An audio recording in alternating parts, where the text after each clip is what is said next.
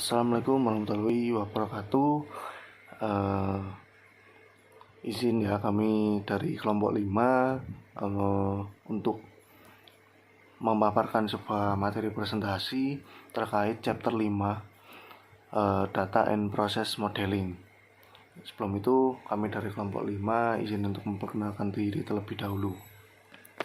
Ya, anggota kelompok kami yang pertama ada Dinda Puspitasari dengan NPM akhiran 095, lalu ada Islahatul Fauzia dengan NPM akhiran 132, lalu ada Ratna Dwi Budi dengan akhiran NPM 084, lalu ada Raden Sunardi dengan NPM 215, lalu ada saya sendiri Siki Samuel Faisi dengan NPM akhiran 226. Berikut adalah materi presentasinya. Selanjutnya yaitu model logika versus model fisik. Model logis adalah representasi abstrak dari apa yang harus dilakukan oleh sistem. Ini berfokus pada fungsi dan kebutuhan sistem tanpa memperhatikan bagaimana sistem tersebut akan diimplementasikan secara teknis. Contoh alat yang digunakan untuk mengembangkan model logis termasuk diagram aliran data atau DFD, diagram entitas hubungan atau IRD, dan spesifikasi proses. Model logis juga membantu dalam memahami dan mendokumentasikan kebutuhan bisnis dan persyaratan fungsional. Selanjutnya, yaitu terdapat model fisik. Model fisik adalah representasi konkret dari bagaimana sistem akan diimplementasikan secara teknis. Ini mencakup semua detail yang diperlukan untuk membangun dan mengoperasikan sistem, termasuk spesifikasi perangkat keras, perangkat lunak, dan arsitektur jaringan. Di dalam model logika versus model fisik, para analis sistem sering mempelajari operasi fisik dari sistem yang ada sebelum membuat model logis.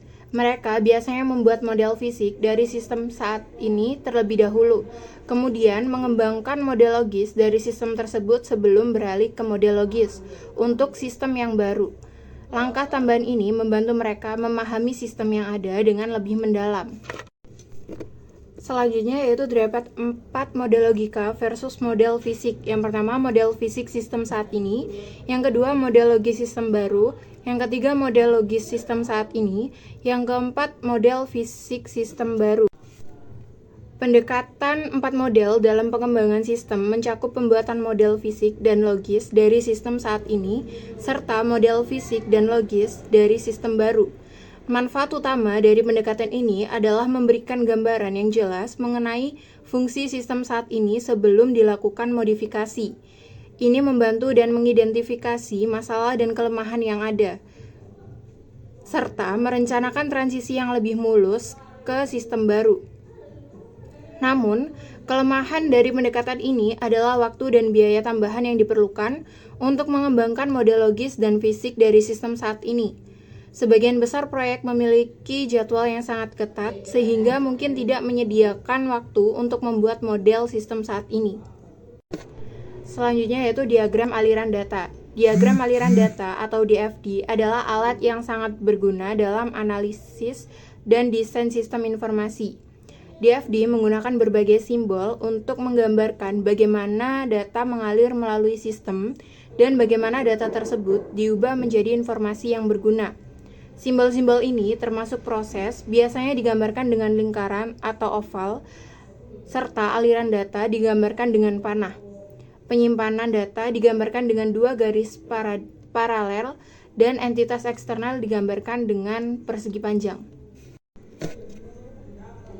Lalu terdapat menggambar diagram aliran data. Ketika menggambar diagram konteks dan DFD lainnya, berikut beberapa panduan yang harus diikuti. Yang pertama yaitu jangan melewati batas. Caranya adalah dengan membatasi jumlah simbol dalam DFD manapun. Yang kedua, berikan nama dan nomor referensi yang unik untuk setiap proses. Yang ketiga, mendapatkan masukan dan umpan balik dari pengguna sebanyak mungkin. Yang keempat, gambarkan diagram konteks dalam satu halaman. Yang kelima, gunakan nama sistem informasi sebagai nama proses dalam diagram konteks. Dan yang terakhir yaitu, gunakan nama yang unik dalam setiap rangkaian simbol. Dan yang terakhir yaitu, menggambar diagram konteks. Untuk menyusun diagram konteks dalam diagram alir data atau DFD, mulailah dengan menggambar satu simbol proses utama di tengah halaman yang mewakili keseluruhan sistem. Kemudian, tempatkan entitas eksternal di sekeliling simbol proses ini. Gunakan panah untuk menunjukkan aliran data antara entitas eksternal dan proses utama. Dengan setiap aliran data diberi label yang jelas, pastikan diagram ini mencakup semua entitas eksternal yang relevan dan aliran data yang diperlukan, sehingga batasan dan cakupan sistem dapat dipahami dengan mudah. Baik, di sini akan menjelaskan tentang simbol diagram aliran data. DFD menggunakan 4 simbol dasar yang mewakili proses aliran data, penyimpanan data, dan entitas. Ada beberapa versi simbol DFD yang berbeda, tetapi semuanya memiliki tujuan yang sama. Terdapat 5 simbol. Yang pertama ada simbol proses, simbol aliran data, yang ketiga simbol penyimpanan data, yang keempat simbol entitas, dan yang terakhir ada simbol DFD. Yang pertama ada simbol proses. Suatu proses menerima data masukan dan menghasilkan keluaran yang memiliki konten, bentuk, atau keduanya yang berbeda. Misalnya, proses untuk menghitung gaji menggunakan 2 masukan, tingkat gaji dan jam kerja. Untuk menghasilkan satu keluaran atau gaji total, proses bisa sangat sederhana atau ada yang cukup rumit. Simbol untuk suatu proses adalah persegi panjang dengan sudut membulat. Nama proses muncul di dalam persegi panjang tersebut. Nama proses mengidentifikasi fungsi tertentu dan terdiri dari kata kerja dan kata sifat jika perlu, diikuti oleh kata benda tunggal. Yang kedua ada simbol aliran data. Aliran data adalah jalur bagi data untuk berpindah dari satu bagian sistem informasi ke bagian lainnya. Aliran data dalam DFD mewakili satu atau lebih item data. Simbol untuk aliran data ini adalah garis dengan satu atau dua arah panah. Nama aliran muncul di atas, di bawah, atau di sepanjang garis. Nama aliran data terdiri dari kata benda dan kata sifat jika diperlukan. Lalu yang ketiga ada simbol penyimpanan data. Penyimpanan digunakan dalam DFD untuk mempresentasikan data yang disimpan sistem, karena satu atau beberapa proses perlu menggunakan data tersebut di lain waktu. Dalam DFD, simbol gain dan Sarson untuk penyimpanan data adalah persegi panjang datar yang terbuka di sisi kanan dan tertutup di sisi kiri. Selanjutnya ada simbol entitas. Simbol entitas adalah persegi panjang yang dapat diarsir agar tampak 3 dimensi. Nama entitas muncul di dalam simbol. DFD hanya menunjukkan entitas eksternal yang menyediakan data ke sistem atau menerima output dari sistem. Entitas DFD juga disebut terminator karena mereka merupakan asal data atau tujuan akhir. Lalu yang terakhir ada menggunakan simbol DFD. Dengan memahami penggunaan simbol DFD yang tepat, langkah selanjutnya adalah membuat diagram yang menggunakan simbol-simbol berikut. Nah, aturan penggunaan simbol DFD seperti yang ada pada slide, yaitu proses ke proses, proses ke entitas eksternal, proses ke penyimpanan data, proses eksternal ke entitas eksternal, dan selanjutnya. Yang berikutnya yaitu menggambar diagram konteks. Diagram konteks adalah tampilan tingkat atas dari suatu sistem informasi yang menunjukkan batasan dan cakupan sistem. Untuk menggambar diagram konteks, mulailah dengan menempatkan satu simbol proses di bagian tengah halaman. Yang berikutnya yaitu contoh diagram konteks untuk sistem penilaian. Proses sistem penilaian berada di tengah diagram. 3 entitas yaitu sistem catatan siswa, siswa, dan instruktur ditempatkan di sekitar proses pusat. Interaksi antara proses pusat dan entitas yang melibatkan 6 aliran data. Di samping adalah contoh dari diagram konteks untuk sistem penilaian. Selanjutnya yaitu ada contoh diagram konteks untuk sistem pesanan. Perhatikan bahwa proses sistem pesanan berada di tengah diagram dan 5 entitas yang mengelilingi proses tersebut. 3 entitas yaitu sales, bank, dan accounting yang memiliki aliran data masuk tunggal untuk komisi setoran bank dan entry penerimaan tunai. Entitas gudang memiliki satu aliran data masuk.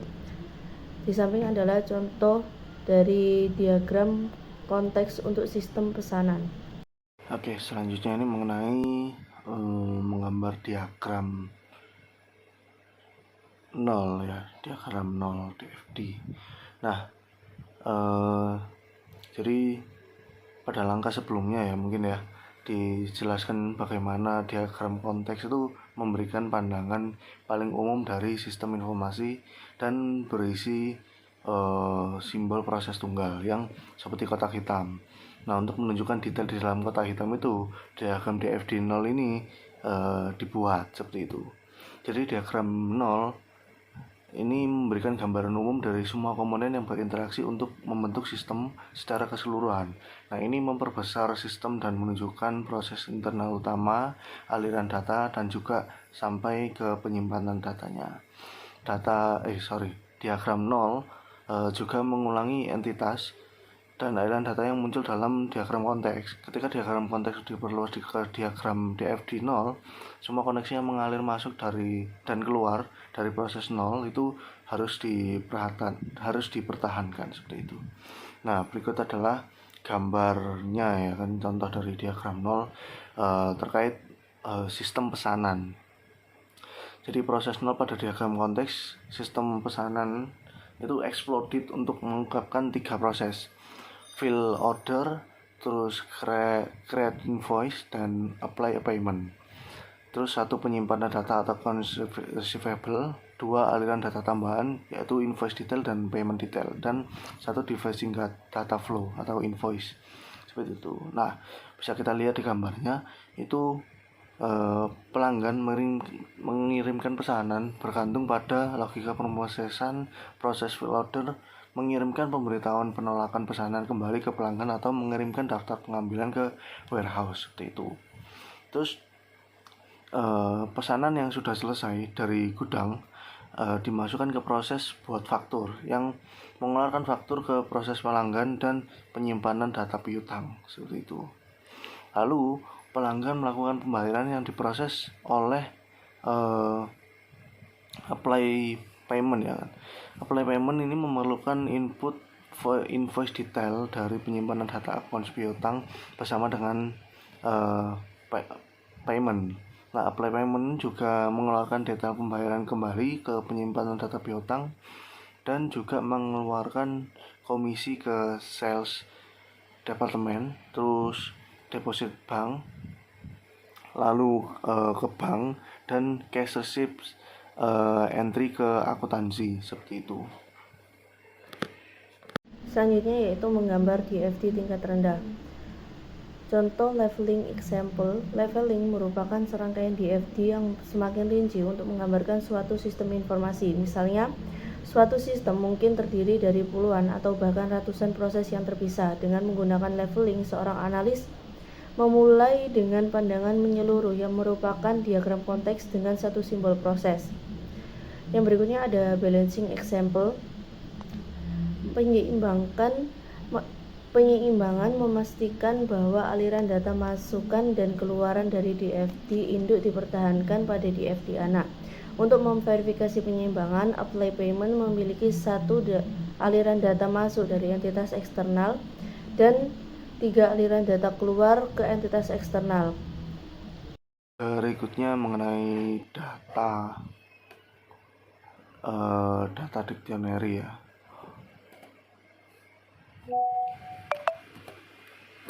Jadi data dictionary ini merupakan ya, atau bisa kita bilang kamus data atau repository data. Jadi data dictionary ini adalah gudang pusat informasi tentang data dari sebuah sistem. Jadi seorang analis itu menggunakan data dictionary ini untuk mengumpulkan dan mendokumentasikan dan mengatur juga tentang fakta spesifik terkait sistem tersebut.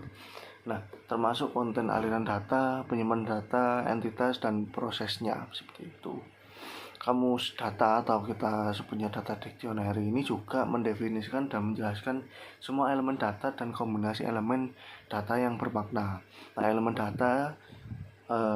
data yang ini yang disebutkan ini juga disebut item atau bidang data, adalah bagian terkecil dari data yang memiliki makna dalam sistem informasi.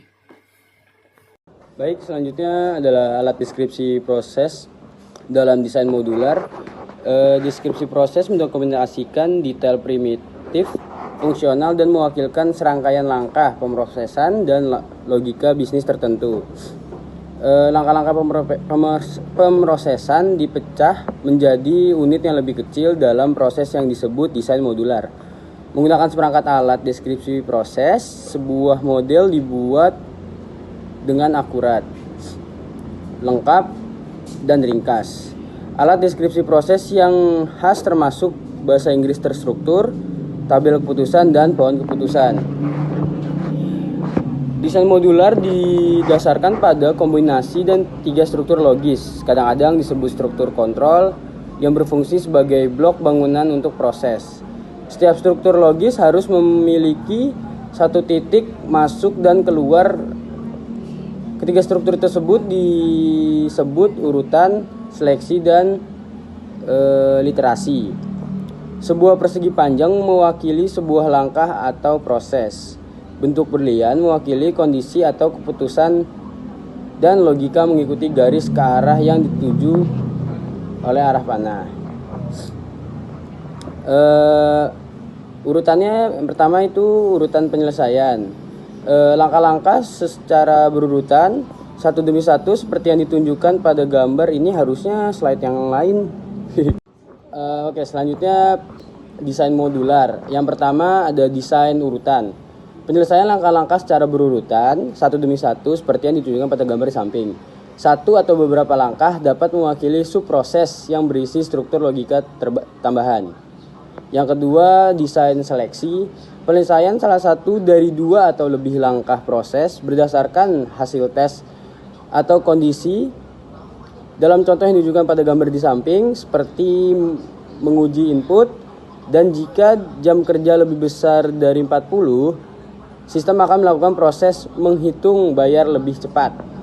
Yang ketiga, desain iterasi. Penyelesaian langkah proses yang diulang hingga kondisi tertentu berubah. Seperti yang ditunjukkan pada gambar di samping, contoh iterasi adalah proses yang terus mencetak gaji sampai mencapai akhir file penggajian. Iterasi juga disebut pengulangan. Selanjutnya, bahasa Inggris terstruktur.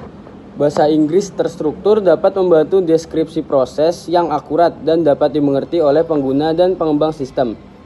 Bahasa Inggris terstruktur mungkin terlihat akrab bagi siswa pemrograman karena menyerupai passcode yang digunakan dalam desain program. Tujuan utama dalam bahasa Inggris terstruktur adalah untuk menggambarkan logika bisnis yang mendasarinya. Sementara programmer yang peduli dengan pengkodean, terutama menggunakan passcode sebagai notasi singkat untuk kode yang sebenarnya. Mengikuti aturan bahasa Inggris terstruktur memastikan bahwa deskripsi proses dapat dipahami oleh pengguna yang harus memastikan bahwa proses tersebut benar, seperti analisis dan pengumuman yang lain. Harus merancang sistem informasi dan deskripsi tersebut. Selanjutnya, tabel keputusan. Ada beberapa kondisi dalam tabel keputusan ini. Yang pertama, tabel dengan satu kondisi. Jika sebuah proses memiliki satu kondisi, hanya ada 2 kemungkinan, ya atau tidak. Entah kondisi tersebut ada atau tidak. Jadi, hanya ada 2 aturan. Misalnya untuk memicu perhitungan lembur, kondisi pemrosesan mungkin apa jam kerja lebih dari 40 jam? Jika ya, perhitungan dilakukan. Jika tidak, maka perhitungan tidak dilakukan.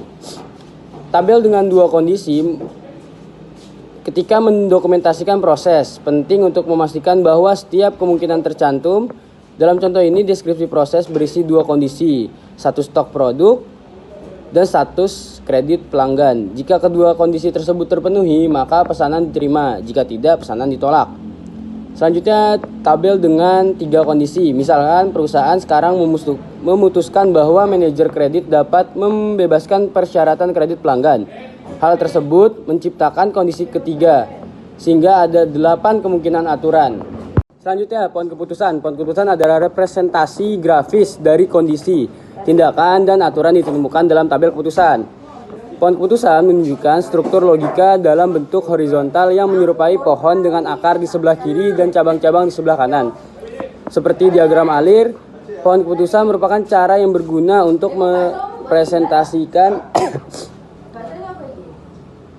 sistem kepada manajemen.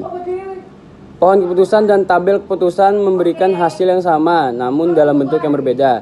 Pohon keputusan dibaca dari kiri ke kanan, dengan kondisi-kondisi di sepanjang cabang dan tindakan-tindakan di ujung kanan. Ya, tadi adalah pemaparan tentang chapter 5 dari kelompok kami. Kurang lebihnya mohon maaf, bila ada kekurangan juga mohon dimaafkan. Kami tutup. Wassalamualaikum warahmatullahi wabarakatuh.